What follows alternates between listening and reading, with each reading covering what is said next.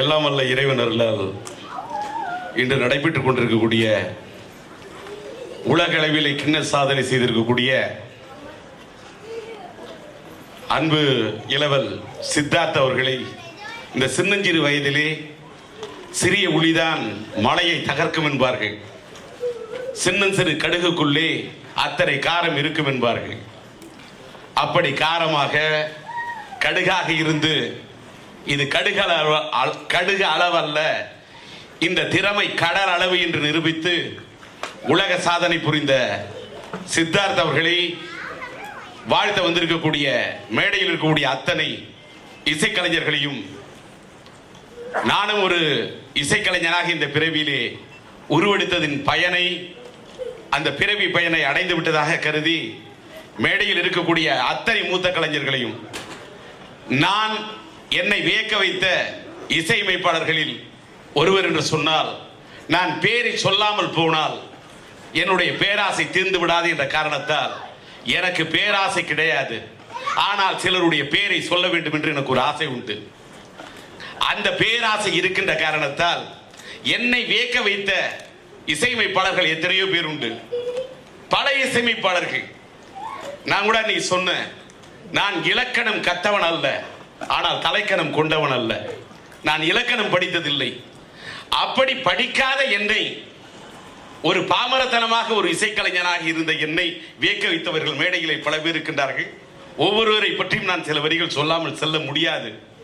அதனால் அத்தனை கலைஞர்கள் முதலில் என் வணக்கத்தை, மரியாதையை தெரிவித்து இங்கே கூடியிருக்கக்கூடிய பெரியோர்களுக்கும், என்னை பெற்றெடுத்த தாய்மார்களுக்கும், என்னை ஏற்றிவிட்ட ஏணிப்படிகளாம் கரையேற்றிய தோணிகளாம் என்னை வாழ வைக்கும் ரசிக பெருமக்களுக்கும், பத்திரிகை துறை நண்பர்களுக்கும், ஊடகத்துறை சார்ந்த நண்பர்களுக்கும், தொலைக்காட்சி எடுக்கின்ற நண்பர்களுக்கும், நிழற்படம் எடுக்கின்ற அன்பு நெஞ்சங்களுக்கும் அனைவருக்கும் என்னுடைய காலை நேர வணக்கத்தை தெரிவித்து, இந்த விழாவிலே விழாவின் நாயகனை முதலில் பாராட்டுவது மட்டும்தான் மரபு. ஒரு விழாவின் நாயகனாக யார் இருக்கிறார் என்று சொன்னால், என் அப்பன் சிவபெருமானுக்கே பாடம் கற்றுக் கொடுத்தவன் யார் என்று சொன்னால் முருகன் தான். அப்பன் சிவனுக்கே பாடம் கற்றுக் கொடுத்தவன், அப்பனுக்கே பாடம் சொல். என் மகன் சிலம்பரசன் இன்றைக்கு டிஆர் என்று சொன்னால், என் மகன் எஸ்டிஆர் எடுத்துக்கொண்டார் கூட, தாய் 8 அடி பாய்ந்தால் குட்டி 16 அடி பாயும் என்று பழமொழி என்று சொன்னால், அந்த பழமொழியை நிரூபிக்கின்ற வகையில் எந்த தனையன் இருக்கின்றானோ அவன் தான் ஒரு தந்தைக்கு சரியான தனையன். அப்படி ஒரு தனையனாக என்னுடைய நண்பர், என்னிடத்தில் பணியாற்றிய நாகி, எனக்கு உலகத்தில் நீங்க சொன்னாங்க, இப்ப ஆஸ்திரேலியால ஜார்ஜ், வேர்ல்டுல பெரிய பெரிய ட்ரம்மர்லாம், எனக்கு எந்த ட்ரம்மரை பத்தி தெரியுமோ தெரியாதோ, என் கனவில் வரக்கூடிய ஒரே கதாநாயகன் ட்ரம்மர் சொன்ன சிவமணி தான். ஏன்னா இதுக்கு மேல அவனுக்கு நான் வார்த்தை சொல்ல மாட்டேன். அவன் கனவுல ஐஸ்வர்யா ராய் வருவா, அனுஷ்கா வருவா. ஆனா அன்று தொட்டு இன்று வரை என்னுடைய, நான் நிறைய ட்ரம், எனக்கு ட்ரம்னா பயங்கரமான பைத்தியம். நான் ஒரு ட்ரம் பைத்தியம்னு பைத்தியம்னு ஒரு வார்த்தை சொல்றதுக்கு, இந்த உலகத்திலே பைத்தியம் என்ற பட்டம் வாங்குகின்றவன் எவனோ அவன் தான் உலகத்தில் சாதிக்க முடியும். பத்தியம் இல்லாமல் ஒரு தாய் பிள்ளையை பெற்க முடியாது. பைத்தியம் என்று பேர் வாங்காமல் உலகத்தில் எந்த உலக சாதனையாலும் இருக்க முடியாது. 2 வரியில் இதை சொல்றேன். அப்படி நான் சாதிக்கிறதுக்கு காரணம் எத்தனையோ முன்னோடிகள். அதுல இன்னிசை வேந்தர் இருக்காரு பாருங்க, நம்ம சங்கர் கணேஷ் அண்ணன். அவர் இன்றைக்கு ஆடைகளை பார்க்கிறேன் கருப்பு. அவர் எப்பயுமே வெள்ளை ஆடையில் வருவார். அவர் அணியக்கூடிய ஆடையும் வெள்ளை, அவரது உள்ளமும் வெள்ளை. அப்படிப்பட்ட ஒரு அற்புதமான கலைஞர். ஆனால் இன்றைக்கு ஆடைகளை காண்கிறேன் கருப்பு. ஆனால் அவர் மீது யார் மீதும் அவருக்கு வந்ததில்லை வெறுப்பு. அப்படிப்பட்ட ஒரு மனுஷன், எப்பயுமே சிரித்த முகம். நான் என்ன பேச, நம்ம லட்சுமண் சுதீர் உடனே என்ன ஆரம்பத்தில் பேசணும், உடனே நான் ஃப்ளைட்டுக்கு போற காரணத்துக்காக தான். அதுவும் நாளைக்கு எனக்கு அவசரமா சென்சாரு, என் மகன் நடித்த படம் இது நம்மளுடைய தெலுங்கு வெர்ஷன் சரசுடு, நாளைக்கு காலையில சென்சார் இருக்கு. காலையில கோ ஏர் ஃப்ளைட் 7:20க்கு, அந்த ஃப்ளைட்டே கேன்சல் ஆன காரணத்தால இன்னைக்கு அவசரமா போறேன். நாளைக்கு காலையில 7:20க்கு இருக்கிற காலையில ஃப்ளைட்ல தான் நாளைக்கு போறதா இருந்தேன்.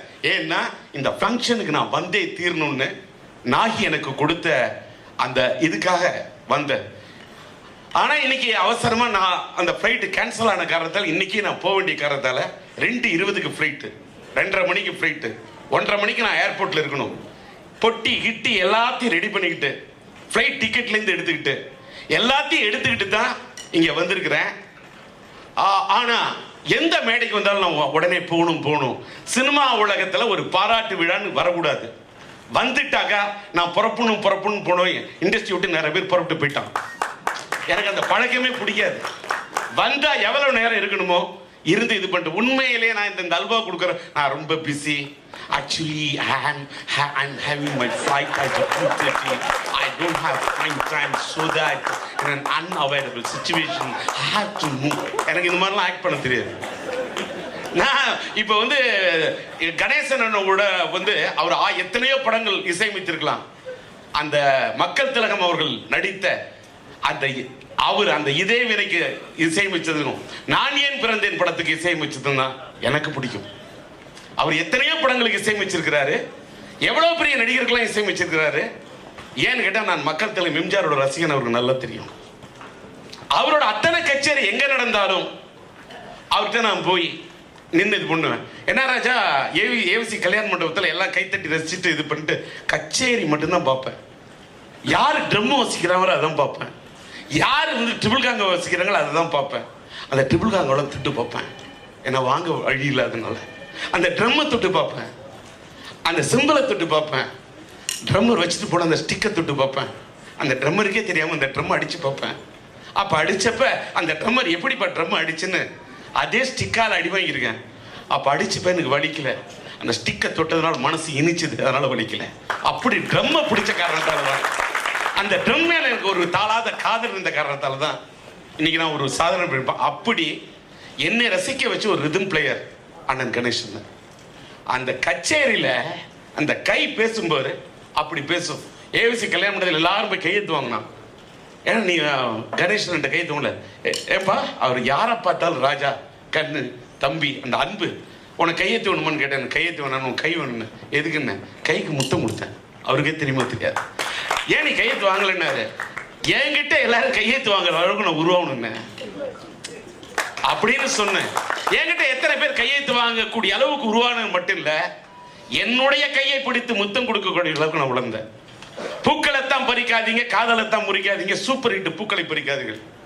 அந்த படத்துல அந்த பாட்டை நான் தான் பாடணும்னு ஒத்த கால நிக்கிறார் அந்த படத்தோட டைரக்டர் மறைந்து வேந்தம்பட்டி அழகு போனவர்கள். நான் நடிக்க மாட்டேன்ட்டேன். அப்ப யாரை தான் நடிக்க வைக்கிறது அப்படின்னு நான் தான் அண்ணன் நடிக்க வைங்க நடிச்சாரு. அந்த பாட்டு ஹிட்டு. எந்த மேடைக்கு போனாலும் அந்த கிளாஸ் ஒர்க்குள்ள வேற ஒரு இசையமைப்பாளரை பத்தி, வேற ஒரு இசைக்கலைஞனை பத்தி அவ்வளவு நேரம் மனதார பாராட்டக்கூடிய பெருந்தன்மை படைத்த ஒரு கலைஞர் நான் வாழ்க்கையில் பார்த்ததே இல்லை. அதுதான் அவருடைய வெற்றி.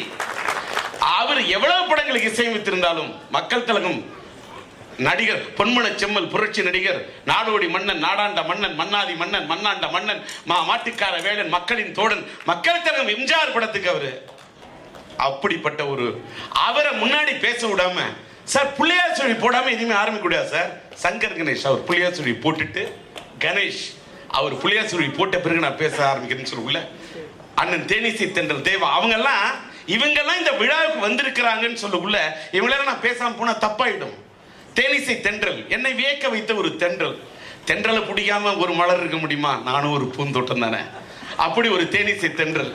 என்னுடைய மகன் சிலம்பு, அதாவது நம்மளுடைய சூப்பர் ஸ்டார் ரஜினிகாந்துக்கு படம் எழுதி இசையமைத்தாலும் சரி, லிட்டில் சூப்பர் ஸ்டார் சிலம்பரசனுக்கு இசையமைத்தாலும் சரி, அதே இன்வால்மெண்டோடு இசையமைக்கக்கூடிய அந்த பாகுபாடு தெரியாத பண்பாடை மட்டுமே கற்று வைத்த அற்புத கலைஞர் அவர். இன்னைக்கு ஏலிசை நாடக மன்றத்துக்கு ஒரு இதா இருக்காருன்னா அவருடைய இதுக்கு அவர் ஆல் இண்டியா ரேடியோல பணியாற்றின காலத்திலிருந்து எனக்கு நண்பர். அவர் அப்படிப்பட்ட ஒரு கலைஞர். அவரோட மகன் அந்த ஸ்ரீகாந்த் தேவா அவரோட படத்தில் நான் பாடியிருக்கேன், அவரோடையும் பணியாற்றிருக்கேன். அப்படி ஒரு கலைஞன். அப்படி தன்னுடைய தனையனையும் உருவாக்கிய ஒரு அற்புத தனையனையும் உருவாக்கி தன் சகோதரர்களையும், ஒரு பாசமிகு சகோதரருக்கு இலக்கணம் என்று சொன்னால் தேவா, இல்லை என்று அது சொல்ல முடியாது. அப்படிப்பட்ட ஒரு அந்த கலைஞர் வந்து வாழ்த்துறாருன்னா அது பெருமுது. ஏன்னா ஒவ்வொருவரும் எல்லாரும். அதே மாதிரி இன்றைக்கு எங்களுடைய சினி மியூசிஷியன் யூனியனுடைய தலைவராக இருக்கக்கூடிய எஸ்.ஏ. ராஜகுமார் அவர் வந்து ஒரு அற்புதமான நண்பர். அவர் ஒரு இசைத்தன்றல். அவர் வந்து இன்னைக்கு வாழ்த்துறாருன்னு சொன்னா எங்களுடைய யூனியனே சங்கமே வந்து பார்த்ததுக்கு ஈக்குவலா அவர் வந்திருக்கிறாரு. இதெல்லாம் சந்திக்கிறதுக்காக மட்டும்தான் இவ்வளவு பிரச்சனை இருந்தாலும் நான் வந்தேன். அதனால இப்படி பார்க்க போனா வார்த்தை வந்துருக்கூடிய இசையமைப்பாளர் லிஸ்ட்டை பார்க்குறேன். ரொம்ப இந்த விழாவில் நான் வந்து ஃப்ளைட்டே விட்டாலும் விட்டுருவேன். ஆனாலும் வாழ்த்தாம நான் போகக்கூடாதுன்னு தான் வந்தேன். என்னோட இந்த மேடையில் இந்த லிஸ்ட்டை பார்த்து தான் நான் வந்தேன். நாகி சொன்ன மாதிரி மரம் வரான்னு யாராருன்னு எனக்கு ரொம்ப பிடிச்ச கலைஞன் சிவமணி. உலகத்திலேயே சக்தி இருக்கிறவன் ஜெயிக்க முடியாது சார், குரு பக்தி இருக்கிறவன் மட்டும்தான் ஜெயிக்க முடியும். எவ்வளவு பேருக்கு சக்தி இருக்கும், யுக்தி இருக்கும், அவளாம் ஜெயிச்சிட முடியாது. குரு பக்தி இருக்கிறவன் மட்டும்தான் ஜெயிக்க முடியும்.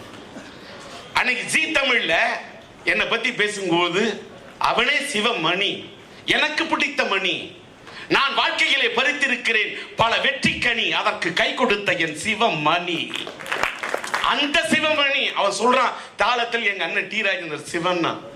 எல்லாரும் இந்த ஃபோன் பண்ணி அவன் ஏதோ ஆர்வத்தில் சொல்லியிருப்பான், தம்பி அவன் சொல்லக்கூடாது வளர்ந்துட்டான் மாதிரி இல்லை, அதில் அவன் சரி சொல்லலாம் அப்படின்னு எனக்கு அந்த உரிமை இருக்கு. அதனால வந்து அந்த நோயல் மேல ஆடாடாடா அவன் சொன்னாரு பாருங்க அண்ணன் கணேசன். அதான் அந்த ஏகலைவன் துரோணர் வித்தையை கற்றுக் கொடுக்க கூட நான் கற்றுக்கொள்வேன் என்று ஒரு துரோணராக மனதிலே நினைத்துக் கொண்டு ஒரு ஏகலைவனாக அந்த வித்தையை கற்றுக்கொண்ட என் சிவமணி. எனக்கு உலகத்தில் எந்த சாணை எனக்கு எவனையுமே எந்த ட்ரம்மரை பத்தி எனக்கு கவலை கிடையாது. எனக்கு பிடிச்ச ட்ரம்மர் அதான் சொன்னேன் அன்னைக்கு சிவமணி. திலீப்பாக இருக்கக்கூடிய ஏஆர் ரஹ்மான் வார்த்தைக்கு வார்த்தை நிமிஷத்துக்கு நிமிஷம் டி ராஜேந்தரை பற்றி தான் நான் பாலா எங்க சின்ன அதே மாதிரி சிவமணி சொல்ற மாதிரி நான் ஏஆர் ரஹ்மான் எல்லாரும் நாங்கள் வந்து டிஆர் விசாரிப்போம் ஏன்னு அப்படின்னு சிவமணி சொல்ற மாதிரி. ஆனால் அதே சிவமணி வச்சுட்டு மேடையில் சொல்றேன், ஏஆர் ரஹ்மான் ஆன பிறகு அவர் ரோஜா படத்துக்கு இசையமைத்த பிறகு திலீப்பா இருந்த வரைக்கும் தான் அவர் எனக்கு தெரியும். அவர் ரோஜா படத்துக்கு இசையமைப்பாளராகி உயர்ந்த பிறகு அவர் ஆஸ்கருக்கு உயர்ந்த பிறகு கூட ஒரு நாள் கூட அவர் கிட்டக்க போய் நான் நின்னேன். எனக்கு அத்தனை பாட்டு இசையமைத்திருக்கு, என்னோட வேலை செஞ்சிருக்கிறாரு, ரெக்கார்டிங் வேலை செஞ்சிருக்காரு. அவர்கிட்ட போய் நான் நின்னதே கிடையாது. அது சிவமணிக்கு தெரியும். ஆனால் சிவமணி என்றைக்கு அந்த பெயரை சொல்லும் போது, ஆனால் என்ன சொல்றேன், ஆஸ்கர் அளவுக்கு உயர்ந்தால் கூட நான் ஆக்கூர் முக்கூட்டில் இருக்கக்கூடிய ரசிகனுக்கு பாட்டு அமைச்சவன். நான் சாதாரண ஒரு ஆள். ஆனால் ஏஆர் ரஹ்மானிடம் பணியாற்றி கொண்டிருந்தாலும் பக்கத்திலே இருந்தாலும் தன்னுடைய நான் டிஆரோட ட்ரம்மர் என்று வெளியிலே சொல்லக்கூடிய அளவுக்கு என்ன பிறந்தம்னு இல்ல. அப்படிப்பட்ட அந்த சிவமணியுடைய குரு பக்தி, அந்த குரு பக்தி உள்ள அந்த சிவமணி சாதனை புரிந்த அந்த சிவமணி, அந்த ட்ரம்மர், அந்த மாஸ்ட்ரோ உன்னை வாழ்த்துறது நீ பெற்ற பாக்கியம். இதெல்லாம் யாராருக்கு என்னென்ன சொல்லிட்டு வரேன்னு பார்க்கணும். இவர் அவர் என்கிட்ட பணியாற்றினவர். அடுத்தது நம்புவியா, இவர் தான் பெரிய சந்தூர் பிளேயர், கானூன் பிளேயர். ஆனா எனக்கு வித்யாசாகரை கூப்பிடு, என்கிட்ட காட்ட வித்தையை காட்ட வித்யாசாகர் என்கிட்ட வேலை செஞ்ச என்னுடைய பிடித்த கலைஞர். எப்பேற்பட்ட இன்னைக்கு பெரிய யாருக்கு வேணாலும் இசையமைச்சிருக்கலாம். எனக்கு அந்த காணும் கையில என்னோட நோட்டு வாயால சொல்லுவேன், நோட்ஸ் எழுதுறதுக்கு முன்னாடி வாசிச்ச அப்படிப்பட்ட ஒரு கலைஞன். அண்ணா இது ஓகே வரண்ண, அதை இதுதான் அப்படின்னா சிவமணி எனக்கு இப்படிதான் வேணும், இதான் ரிதம். நான் ஒரு வேற ஒண்ணு, நான் சொல்றத நீ வாசிக்கணும், இதை வாசிச்சு காட்டிட்டு தான் நீ அப்புறம் வாசிக்கணுமே தவிர ஏன் நோட்டை விட்டு அந்தாண்டே மாத்துறது நீ யாரு சொல்லுவேன். வாசிச்சு முடிச்சோன்னு நான் உனக்கு சம்பளம் தரேன், நான் கொடுக்குற நோட்டு நான் என்னோட நோட்டை தான் நீ வாசிக்கணும். சரி சரி, நான் நோட்டு கொடுக்குறேன், ப்ரொடியூசர் நான் தான், நான் கேட்கிற நோட்டு வாசிக்கணும். வாசிச்சுட்டு அண்ணே அது ஓகேண்ணே, ஒரே இது ஒன்று வச்சிருக்கேன், இது கேட்குறீங்களா, கொடுப்பான். இது எப்படின்னு இருக்கு, இதான் ஃபிக்ஸ் வச்சுக்க. அப்படி தட்டி கொடுத்து என்கிட்ட வளர்ந்த அந்த சிவமணியை பார்க்கும்போது, இந்த வித்யாசாகரை பார்க்கும்போது, அதே மாதிரி என்கிட்ட பணியாற்றி எனக்கு வந்து கண்டக்டரா இளையராஜாட்ட யாட்டன எம்எஸ்சியை பிடிக்கும், எனக்கு இசைஞானியை பிடிக்கும். அதே மாதிரி நம்மளுடைய தினா மாஸ்டர் தினா இல்ல என்கிட்ட பணியாற்ற ஒரு அற்புதமான கலைஞர். ஐயோ அப்படி ஒரு திறமை இல்லாட்டா திருடா திருடி இதயத்தை திருட முடியுமா? அப்படி ஒரு கலைஞர். இளைய தளபதி விஜய்கிட்ட பணியாற்ற முடியுமா? அப்படிப்பட்ட ஒரு தினம் வந்து வாழ்த்துறதுன்னா இந்த மேடையில என்னோட இது பண்ண எவ்வளவு பெரிய பாக்கி. இவர்களை எல்லாம் இந்த மேடையில சந்திக்கணும். சிற்பி, என்னை கவர்ந்த ஒரு இசையமைப்பாளர் அழகிய லைலா. அதாவது சிற்பி நானும் ஒரு இதுல மலேசியால கலந்துக்கிட்டேன். அந்த அந்த சொன்னோம்னா ஒவ்வொருத்தரை பத்தி பேசலாம் அப்படின்னு. அப்படி ஒரு கலைஞன் சிற்பி. அவர் அவர் நம்ம மேடையில் வந்திருக்கக்கூடிய என் படத்தில் அவர் நம்ம மேலின் ராஜேஷா இருக்கட்டும், என்னுடைய நரேஷ் ஐயரா இருக்கட்டும், என்னோட இது பண்ண ஆலாப் ராஜா இருக்கட்டும், அவர் ரொம்ப கேரளாவில் வந்திருக்கக்கூடிய இசையமைப்பாளர் சரத்தா இருக்கட்டும், எல்லாத்துக்கும் இப்படி இருக்கக்கூடிய நம்ம லட்சுமண் சுருதியா இருக்கட்டும். அதாவது மிமிக்ரினா அதுக்கு ஒரு தனி முத்திரையை பதித்த மக்கள் தலைவர் எம்ஜிஆரோட மாபெரும் ரசிகன் என்னுடைய நண்பர் மயில்சாமி. அந்த மயில்சாமி அந்த மேலே இருந்து என் அப்பன் முருகப்பெருமான் வேலுடையோன், விழியுடையோன், கோலுடையோன், குன்றுடையோன், மயிலுடையோன், மலையுடையோன், மதியுடையோன், அறுகுடையுடையோன், ஆறு முகமுடையோன், ஏறு நடையுடையோன், தமிழ் நடையுடையோன், தெய்வாம்சம் நிறைந்தவன், தெய்வானையை மணந்தோன், அள்ளி மனம் கொடுத்தோன், வள்ளிக்கரம் பிடித்தோன், அப்படிப்பட்ட சேவர் கொடி வடித்தோன், காதர் கவி படித்தோன், பன்முகனே, நன்முகனே, இன்முகனே, சண்முகனே, என் அப்பா முருகா, இந்த கலைஞனை வாழ்த்த நீ முருகா வருவாயா என்றால் அவன் வருகிறானோ இல்லையோ, மலையேறும் சாமி வருகிறேனோ இல்லையோ, மயில்சாமி எனக்காக மயில்சாமியை அனுப்பி வைக்கிறேன் என்று என் அப்பன் முருகன் அனுப்பி வைத்ததாக வந்திருக்கும் மயில்சாமி. அடுத்தது, பாலகனாக இருந்து முருகன் சாதித்தான். அவன் பாலகன் அல்லவா? அவன் பாலாபிஷேகத்தை விரும்புகின்றவன் அல்லவா? பால்முகம் படைத்தவன் அவன் தான் பாலா. அந்த முருகன் வாழ்த்த அந்த பாலா தமிழ் பாலா, இசை பாலா, அந்த பாலாக வந்திருக்கக்கூடிய கானா பாலா. என்ன பொருத்தம், எத்தனை பொருத்தம்! அதே மாதிரி இதுல எல்லாத்த விட ஏன்னா கச்சேரியில மேடையிலேருந்து வளர்ந்தவன் ஒரு 110 வாய்ஸ் மிமிக்ரி ஆர்டிஸ்டா, ஒரு லேடி வாய்ஸா போய் பாடுறதுக்கு மேடையில் முடியுமா? இப்படிலாம் கஷ்டப்பட்டு இந்த இசை கச்சேரியில என்ன சென்னையில இருந்த இதுல எங்க மாவட்டத்திலேயே எந்த ஊர்ல கச்சேரி நடந்தாலும் சிவராஜ் ஆனந்த் கச்சேரி தான் போயிடுவேன். அந்த ஆனந்த் ஒரு ராகத்திலே அங்க பாருங்க.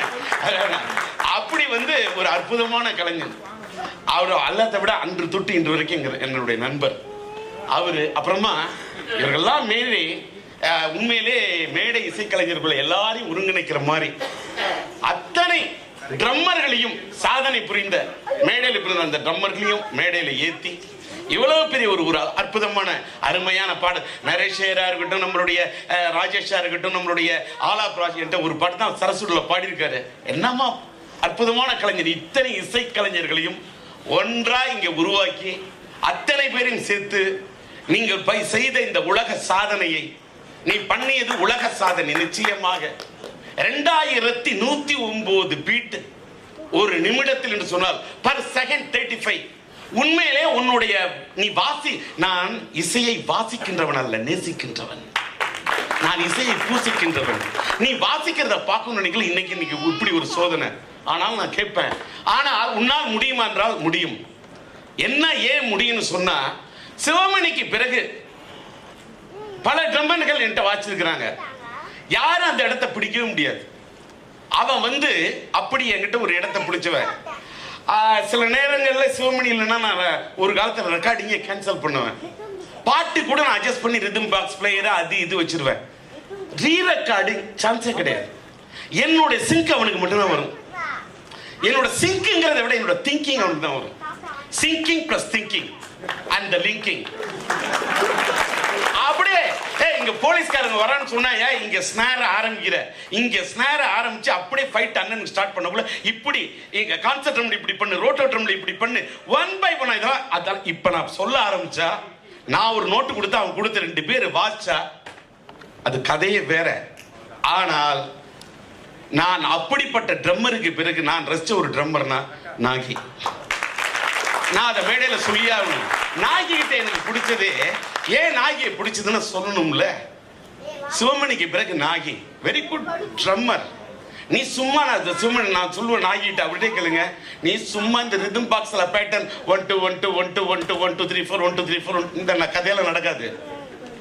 நான் திடீர்னு எனக்கு ரீ ரெக்கார்டிங்னா 17 பாருக்கு நான் மேட்ரு ஓபன் பண்ணுவேன். 16 பார் கணக்கெல்லாம் வச்சுக்காத. 16 பார் கணக்கு வச்சுட்டு ஒரு பார் இப்படி வச்சுட்டு மறுபடியும் வரணும்னு.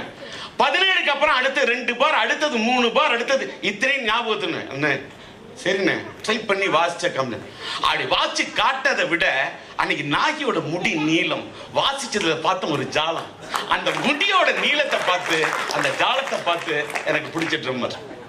சிவமணிக்கு பிறகு எனக்கு பிடிச்ச ட்ரம்மர்னு சொன்னா நாகி ஒருனா. ஆனா உன்னுடைய மகன் இப்படி ஒரு சாதனை பண்ணுவான்னு பார்க்கும்போது, இந்த சாதனை எங்கள் தமிழ் மண்ணுக்கு மட்டுமல்ல, எங்கள் தென்னகத்துக்கு மட்டுமல்ல, இந்த பாரத தேசத்துக்கே இந்த சாதனை என்பதை இங்கே பறைசாற்றி இந்த நம்முடைய சினிமியூசிஷியன் யூனியன் வாழ்க்கையில் என்னால் மறக்க முடியாது. ஒருதலை ராகம் படத்துல எனக்கு 1500 சம்பளம் கொடுத்து ஒதுக்கப்பட்ட பிறகு ஒண்ணுமே இல்லாம நான் நடு ரோட்ல நின்னப்ப எனக்காக குரல் கொடுத்த ஒரே யூனியன் சினிமியூசிஷியன் யூனியன். நான் வாழ்க்கையிலே மறக்க மாட்டேன். அப்படிப்பட்ட ஒரு சினிமியூசிஷியன் யூனியன்ல ஒண்ணு நான் ரொம்ப வாழ்க்கையில சோதனையை சந்திச்சவையா. எனக்கு பாராட்டு விழா யாரும் நடத்தாலும் போகவே மாட்டேன். எனக்கு பாராட்டு விழா வேணாம். எனக்கு பிடித்ததான் என்னோட தாயின் தாலாட்டு மட்டும்தான். எனக்கு இனிமேல் பாராட்டே வேணவே வேணாம்.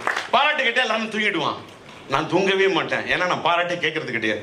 ஏன்னு கேட்டா எல்லாரும் என்னை எவன் திட்டுறானோ திட்டினதை வச்சு ஒரு வைரத்தை கூட திட்ட தான் ஜொலிக்கும். எல்லாரும் திட்ட தான் நான் வந்திருக்கேன். திட்ட என்னையே நான் பட்டை தீட்டிட்டு வந்தேன். ஒண்ணு மட்டும் சொல்றேன். இப்ப நான் ஏன் இவ்வளவு பேர் சார்பா நான் பேசணும் தெரியுமா?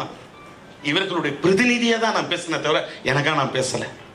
இவர்கள் ஏன்னா என்னுடைய இசை குடும்பம் இவர்களெல்லாம் பத்தி இந்த இசைக்கலை இந்த உலகத்துல ஒரு உண்மையான இது பண்ண ஃபுல் டென்ஷன்ல சினிமால ஸ்டார்ட் கேமரா ஆக்ஷன் டயலாக் எல்லாத்தையும் பண்ற எனக்கு உலகத்திலே சந்தோஷம் கொடுத்த ஒரே ஒரு இது எது தெரியுமா? நான் என்னோட படம் ரெக்கார்டிங் ரீரெக்கார்டிங்னா என்னை மறந்து நான் சந்தோஷமா இருக்கிறதே இந்த ரெக்கார்டிங்ல ரீரெக்கார்டிங்னு அது சிவமணிக்கும் தெரியும், ஏஆர் ரஹ்மானுக்கும் தெரியும், என்னோட வேலை செஞ்ச அத்தனை இசைக்கலைஞருக்கும் தெரியும். என்னோட பாட்டு இத்தனையும் வெற்றி பெற்றிருக்குன்னா என்னோட பணியாற்றும் ஒவ்வொரு இசைக்கலைஞர்களும் ஒவ்வொரு மாணிக்கக்கல், ஒரு நவரத்னக்கல், எல்லாரும் அத்தனை பேரும் என்னை அப்படியே தாங்கி பிடித்த என்னுடைய தூண்கள். அப்படிப்பட்ட இந்த இசையை நான் நேசிக்கிற காரணத்தால தான் நான் இந்த பாராட்டு விழாக்கு வந்தேன். இன்னொன்னு, நான் இன்னைக்கு ஒரு லைட்டு மாதிரி அந்த லைட்டை தூக்கி எங்க இருட்டு இருக்கோ அந்த பக்கம் திருப்புனா அந்த வெளிச்சம் அங்க போய் படணும். அந்த வெளிச்சம் மாதிரி இனிமேலுக்கு யாரும் எனக்கு வெளிச்சம் போட வேணாம். ஏன்னா இந்த வெளிச்சத்துக்கு நான் இது பண்ணல. என்னகிட்ட இருக்கக்கூடிய இந்த விளக்க நான் ஒரு சின்ன அகல் விளக்கா இருந்தாலும் சரி, நான் ஒரு மெழுகுவத்தி விளக்கா இருந்தாலும் சரி, யாருக்கு இந்த விளக்க அப்படி திருப்பி அவங்க மேல வெளிச்சம் போடணும்னு நினைக்கிறேன். அது மாதிரி மகனே, உலக அளவில் என்னுடைய நண்பன், என்னிடத்தில் வித்தையை காட்டிய என்னுடைய கலைஞன், என் இசை கலைஞன் நாகி, அந்த நாகியின் மகனாக நீ இருந்து இன்ற போதும் பெரிதுவக்கு மண்ணை தன் மகன் சான்றோன் என கேட்ட தாய் என்று சொல்லுவார்களே, அப்படிப்பட்ட ஒரு மகனை உன்னை சின்ன வயசுல நான் வாழ்த்திருக்கேன். உனக்கு தெரியுமோ தெரியாதோ?